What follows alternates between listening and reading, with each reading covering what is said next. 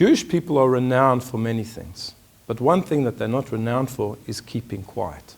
They're a very loud bunch, whether it's a social gathering, whether it's some type of event, or even at shul. They are very loud and noisy all of the time. And yet our sages tell us that silence is perhaps one of the most important character traits. In this week's Parsha, Shemini, in which we learn about the inauguration of the Mishkan, the tabernacle, which was to be one of the greatest times in Jewish history, the first time that a communal place of worship was inaugurated, actually turned out to be a day of tragedy. The two oldest sons of Aaron, Nadav and Avihu, came into the Mishkan. They offered an offering that they were not entitled to bring, and they died. What was the reaction of their father Aaron on a day that he had been made into the Kohen Gadol, the high priest, on a day which was meant to be such a day of simcha, of joy? The Torah tells us something quite remarkable. Vayidom Aharon, that Aaron remained quiet. He didn't say anything. Even in the face of such terrible loss and suffering and tragedy, Aaron remained quiet. And indeed, our sages say that he was rewarded for his quietness, for his silence, in that immediately afterwards Hashem came to speak to him and gave him a certain prophetic instruction. So silence is something to be praised. But what does it mean to be silent? And if we look at the end of the first chapter of Pirkei Avot, Rabbi Shimon ben Rabban Gamliel, one of the great sages of the Mishnah, the son of Rabban Gamliel, the prince of the Jewish people, the head of the Sanhedrin, said something very interesting. Kol yamai gadalti ben hachachamim. My entire life I grew up amongst the sages. I was a little boy in my house. My father was the head rabbi of Israel. The sages were always in my house. I was amongst them all of the time. I studied in yeshiva. My entire life I was amongst sages.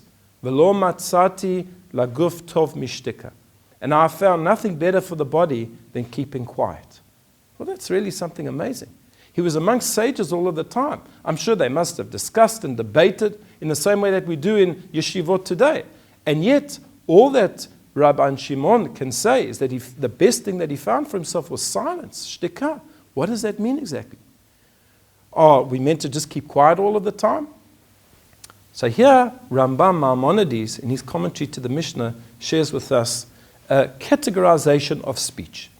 And in what areas of speech we should talk until there's no end, and in what areas of speech we should be quiet and remain silent. And he breaks up speech into 5 categories. The first category he calls mitzvah. It's a mitzvah, it's an obligation, it's a commandment to speak. For example, in prayer, that's a time when a person should speak.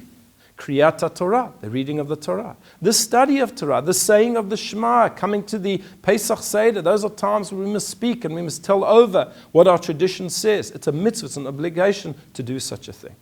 So certainly, Rabban Shimon was not speaking about that when he said that you should be quiet. The second category is called asur, forbidden. The Torah says you're not allowed to say certain things. You're not allowed to hurt people, abuse people with words. The widow, the orphan, the convert, you have to be very careful and sensitive. Verbal abuse is also abuse. Lashon hara, gossip, rechilut, slander, tale-bearing, hurting people, giving false evidence, telling lies. All of those things are prohibited. There's no question about it. Well, it's unlikely that Rabban Shimon was speaking about that category. Why would he have to tell us that you have to be quiet in that area of speech where the Torah itself tells us that we have to keep quiet? So it's unlikely that he was speaking about that. The third category is called nimas, that which is not necessarily forbidden, but is not really beloved either. And that's just general chatter, what's going on in the world, politics, sports, these type of things, which are not really necessary. It's nice to have a chat about them. And, okay, we shouldn't spend too much time speaking about it. But again, perhaps it's unlikely that Rabban Shimon was speaking about that category because that's really not something a person should concentrate on. The fourth category, the Rambam Maimonides calls nehav, that which is beloved, that which is good. To speak about the great sages, to speak about midot, character traits, how to improve your character traits, to lift people up with advice. That's beloved, that's good. And certainly you should spend a lot of time speaking in that area. So it's certainly not in that particular area that Rabban Shimon would tell us that we have to keep quiet.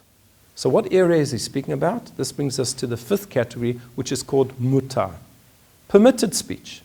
It's not forbidden, it's not a mitzvah, it's not beloved, it's not something that's nimas, repugnant, but it's mutar. We're allowed to do it. We're allowed to speak about such things. What does that include? That's normal conversation that happens. You come into work, you speak to somebody. The conversation that is required, the speaking that is required in order to make a livelihood. It's not a mitzvah, but it's something that is permitted. It's something that we are allowed to do. And it's in that area that Rabban Shimon tells us that we have to limit our speech as much as possible. Because, as we learn elsewhere in Pirkei Avot, ma'abed dvarim marbeh chet, the more you speak, the more likely you are to come to sin. When you speak and speak and speak and you don't stop, you never know what you're going to say. And certainly in our world, in which you've got social media, in which you've got emails, you have to be particularly careful what you say and what you write down. Think twice before you send that SMS or that WhatsApp, that's email. Because the more you write and the more you say, the more you tend to put your foot in it.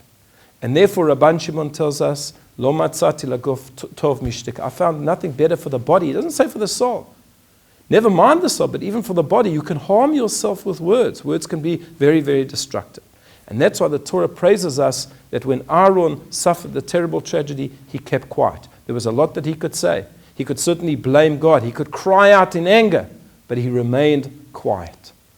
And that really is the greatest character trait. So yes, it's true that Jews can be noisy, they can be verbose, they can be garrulous, but there's a time also to remain quiet. I wish you a Shabbat Shalom.